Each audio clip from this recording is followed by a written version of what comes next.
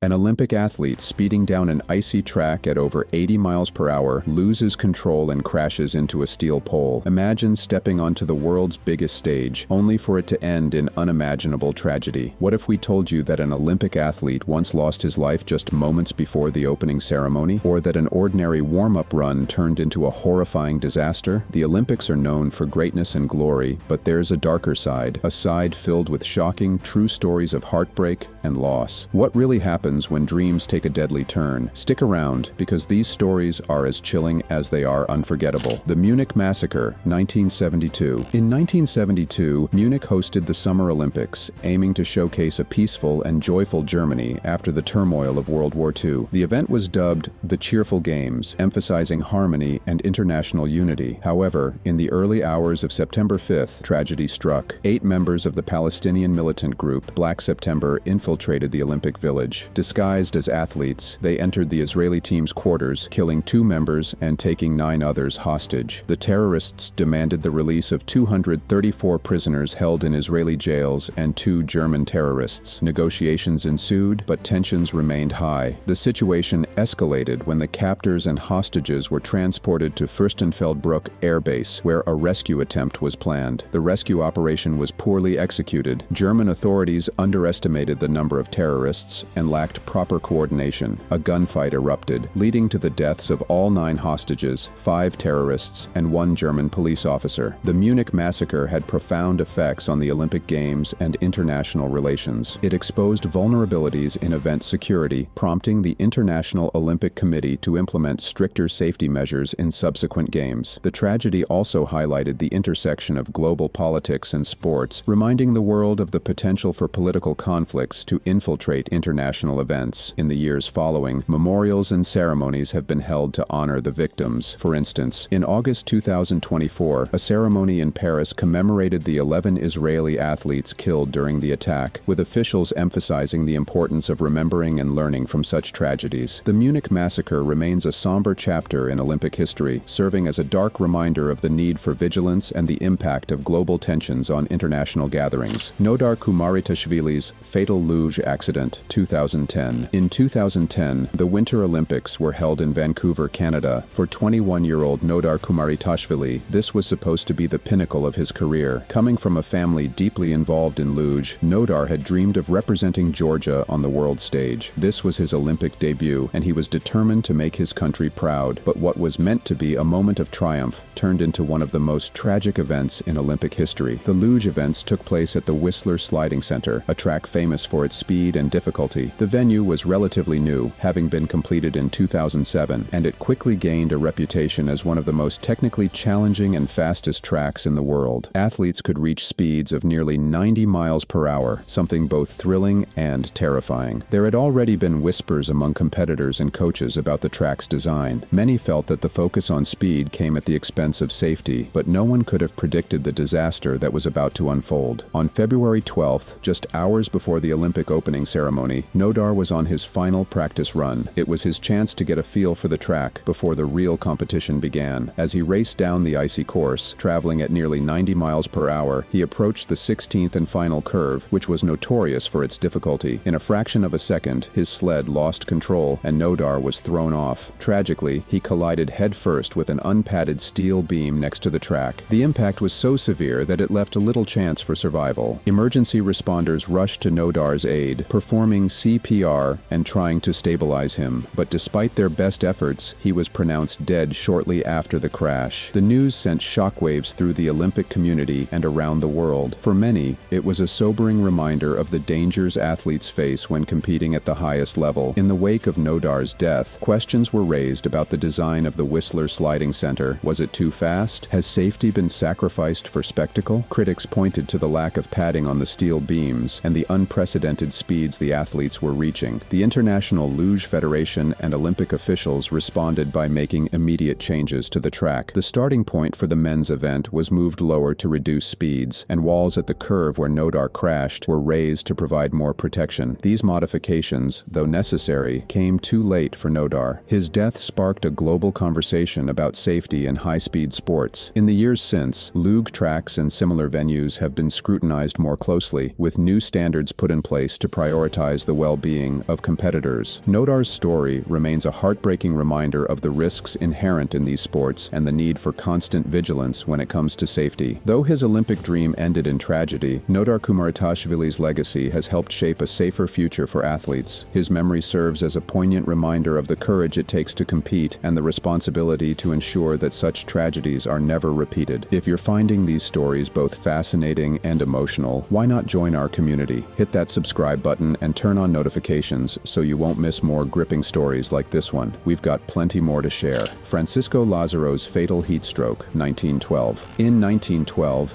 the Olympic Games came to Stockholm, Sweden, and it was a special year for Portugal. This was the country's debut at the Olympics, and Francisco Lazaro, a 24-year-old marathon runner, was among the athletes representing his nation. A carpenter by day and a passionate runner, Lazaro was seen as a rising star in his sport. His dedication had made him a three-time national champion, and his journey to the Olympics was a moment of great pride for Portugal. The marathon was held on a scorching summer day. The sun was relentless, and temperatures soared, making the event even more challenging. Lazaro, in an attempt to protect his skin from the heat and sunburn, applied sweat, a thick animal fat, all over his body. He believed this would help him endure the intense conditions better. However, this decision would prove to be a tragic mistake. As the marathon progressed, Lazaro began to struggle. The sweat covering his skin blocked his pores, preventing him from sweating. Without the ability to cool down naturally, his body temperature started to rise dangerously. Despite his incredible determination, the effects of the heat and the sweat were overwhelming. At the 19-mile mark, Francisco collapsed on the course. Spectators and officials rushed to help him. He was taken for medical treatment, but the damage had already been done. His body had overheated to a critical level, and the next day, Francisco Lazaro passed away. His death was attributed to severe heat stroke, worsened by the inability of his body to release heat. This tragedy shook the Olympics and the sports world. Francisco Lazaro's death was the first ever fatality of a competitor during the modern Olympic Games. It sparked conversations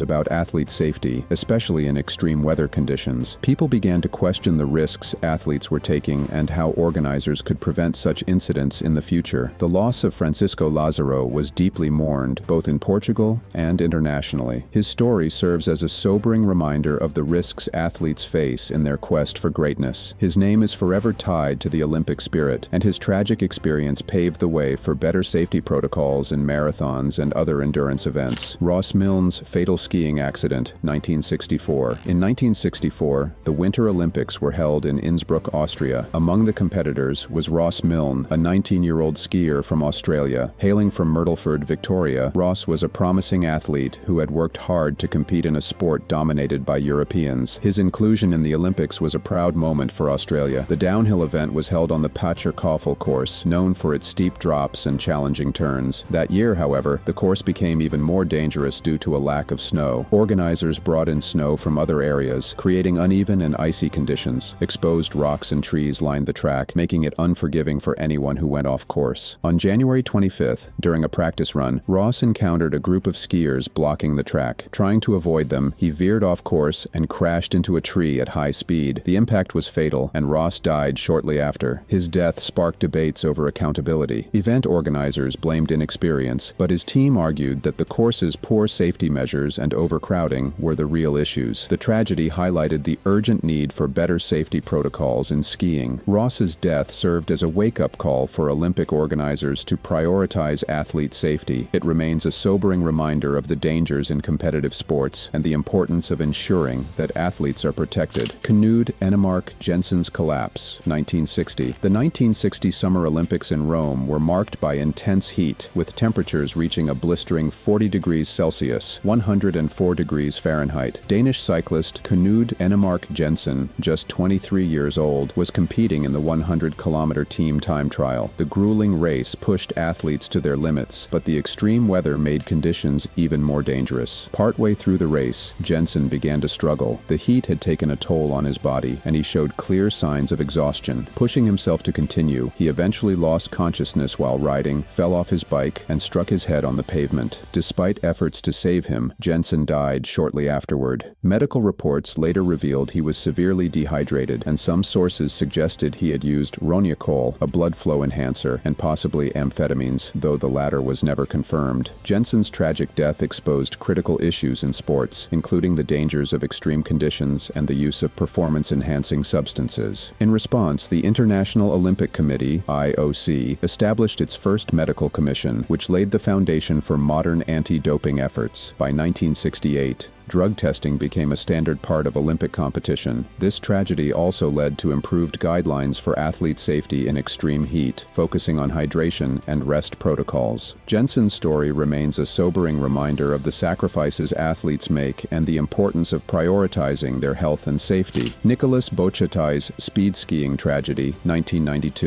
In 1992, Nicolas Bochatais, a 27-year-old Swiss speed skier, competed in the Albertville Winter Olympics. Speed skiing, though only a demonstration sport, was thrilling but extremely dangerous, with athletes reaching speeds over 200 kilometers per hour, 124 miles per hour. Nicolas was a top contender, known for his incredible talent and fearlessness. On February 22nd, the day before the finals, Nicolas was warming up on a public slope with his teammates and members of the U.S. team. The morning seemed routine until Nicolas hit a small hill during his descent. Unbeknownst to him, a snowcat, a massive slope grooming machine, was on the other side of the hill. Traveling at high speed, Nicolas had no chance to avoid the collision. The impact was catastrophic, and he died instantly from severe internal injuries. The incident sparked controversy. Organizers stated that the snowcat's flashing lights and siren were on, while Nicolas's team claimed there were no visible warnings. Witness accounts differed, leaving the exact circumstances unclear. This tragedy exposed critical safety gaps in high-speed sports and highlighted the dangers of mixing machinery with athlete activity. Nicolas's death raised urgent questions about slope management and whether better precautions could have prevented the accident. Nicolas Bochatais' story remains a heartbreaking reminder of the risks athletes take in their pursuit of greatness. It also emphasizes the need for stronger safety protocols to protect competitors, even during practice and warm-up sessions. The Olympics inspire us with stories of greatness, but they also remind us of the risks behind the glory. Each athlete's journey teaches us about resilience and the need for safety in sports. If you enjoyed this video, why not subscribe? We'd love to have you join us for more amazing stories.